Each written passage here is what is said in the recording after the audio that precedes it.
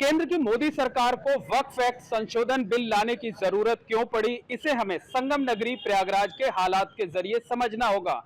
वो संगम नगरी जिसकी पहचान कभी माफिया अतीक अहमद के नाम से होती थी। प्रयागराज की बात करें तो यहाँ वक्फ संपत्तियों की कुल संख्या 3,438 है और इनकी बाजारू कीमत 5,000 करोड़ रुपए से ज्यादा है। यानी सेना और रेलवे के बाद सबसे ज्यादा संपत्ति वक्फ बोर्ड के पास है। अगर हम प्रयागराज की बात करें तो यहां तमाम वक्फ संपत्तियों पर अवैध तरीके से लोगों का कब्जा है, लोगों ने अतिक्रमण कर रखा है। इसमें वक्फ बोर्ड के सदस्यों, मुतवल्लियों, प्रशासन की मिलीभगत होती है। प्रयागराज में क्या कुछ हो रहा था ये बताने के लिए इस वक्त हम मौजूद हैं बहादुरगंज के त्रिपोलिया इलाके में स्थित इमामबाड़ा गुलाम हैदर में। तकरीबन 200 साल पुराना ये इमामबाड़ा है। 800 वर्ग गज में एरिया में ये इमामबाड़ा स्थित है। यूपी शिया सेंट्रल वक्फ बोर्ड द्वारा इसकी मॉनिटरिंग की जाती है, इसका सुपरविजन किया जाता है। 2015 तक यहां सब कुछ ठीक चल रहा था, लेकिन 2015 में जब उत्तर प्रदेश में अखिलेश यादव की सरकार थी, आजम खान के पास वक्फ विभाग का मंत्रालय था, तब माफिया अतीक अहमद ने अपने रसूख का इस्तेमाल करते हुए वकार रिजवी नाम के एक शख्स को अपना यहां का मुतवल्ली नियुक्त कराया। वकार रिजवी अतीक अहमद का राइट हैंड कहा जाता था और वकार रिजवी जब ये यहां पर मुतवल्ली बना तो ये जो इमामबाड़ा आप देख रहे हैं, यहां का जो स्ट्रक्चर था उसे जर्जर बिल्डिंग बता करके गिरा दिया गया। उसके बाद यहां 4 मंजिला शॉपिंग कॉम्प्लेक्स बनाया गया, 64 दुकानें बनवाई गई, वो भी बिना किसी अनुमति के, बिना किसी नक्शे के।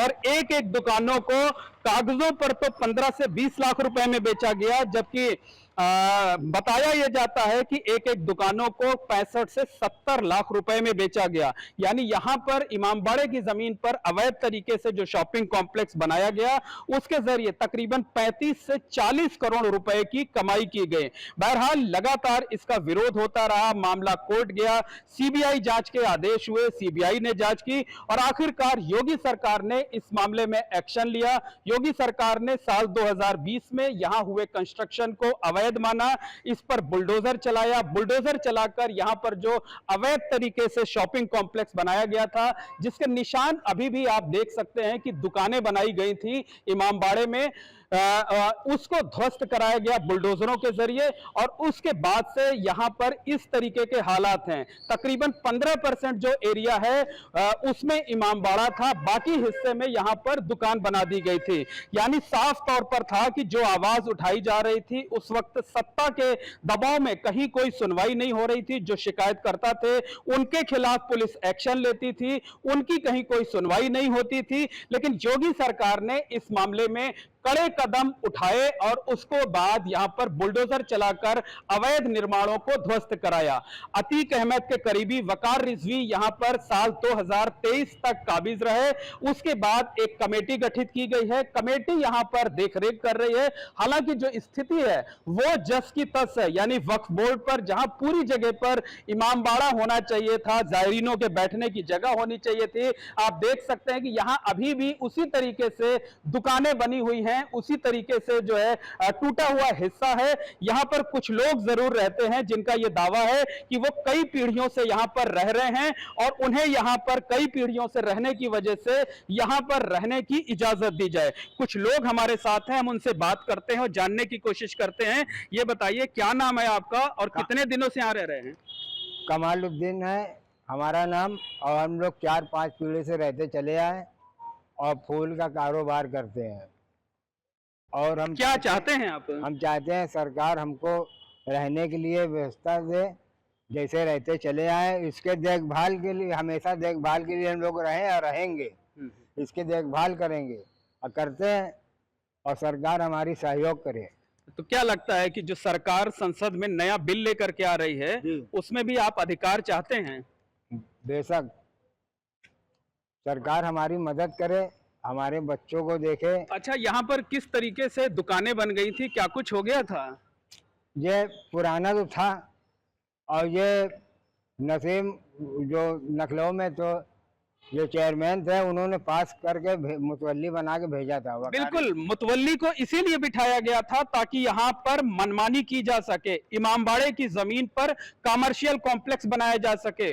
64 दुकानें बना दी गई थी, 4 मंजिला, सिर्फ 800 वर्ग गज जमीन पर। और भी लोग हैं, उनसे भी बात करते हैं। आप इधर आ जाइए। क्या नाम है आपका और कितने दिनों से रह रहे हैं? नईमुद्दीन। जी जी, कितने दिनों से आ रहे हैं? दादा, हमारे वालिद साहब, मतलब हम से करीब 2-3 पीढ़ी हो गई। हम लोग यहीं पे काबिज हैं, यहीं पे अपना रहते हैं, यहीं पे कारोबार करते हैं। लेकिन ये तो वक्फ की जमीन है, तो यहाँ पर तो कोई रह नहीं सकता जो है वो।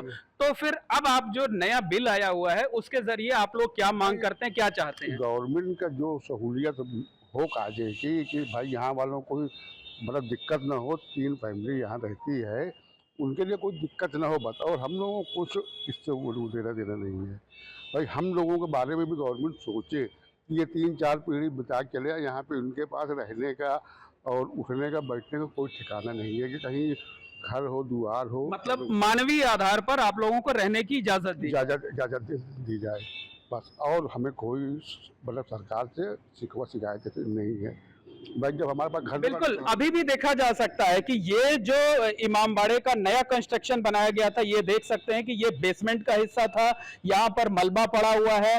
तमाम लोग इसी के अंदर रहते हैं, परिवार के संग अपनी जिंदगी बसर करते हैं। सामने का जो हिस्सा है वो इमामबाड़ा है। इमामबाड़े में ज्यादातर वक्त ताला लगा रहता है, जब खास मौका आता है तभी इस ताले को खोला जाता है। लोग आते हैं, यहाँ जियारत करते हैं, यहाँ पर दुआएं करते हैं और उसके बाद ये जर्जर इमामबाड़ा जो है ये लगातार जो है वो बदहाली का शिकार हो रहा है। तो उम्मीद ये जताई जा रही है कि जब वक्फ एक्ट संशोधन बिल लोकसभा और राज्यसभा से पास हो जाएगा, कानून बन जाएगा, तो जो विसंगतियां हैं, जो कमियां हैं वो दूर हो जाएंगी। वक्फ प्रॉपर्टीज पर जो अवैध तरीके से कब्जा है, जो अतिक्रमण है, माफियाओं का जो अंकुश है, जो चंगुल है, उस चंगुल से ये जमीनें बाहर आ पाएंगी, इस तरीके की उम्मीदें लगाई जा रही हैं। हालांकि कई जानकारों का यह कहना है कि अकेले कानून बना देने से कुछ नहीं होगा, क्योंकि इंप्लीमेंटेशन कराने वाले लोग वही हैं जो पहले थे।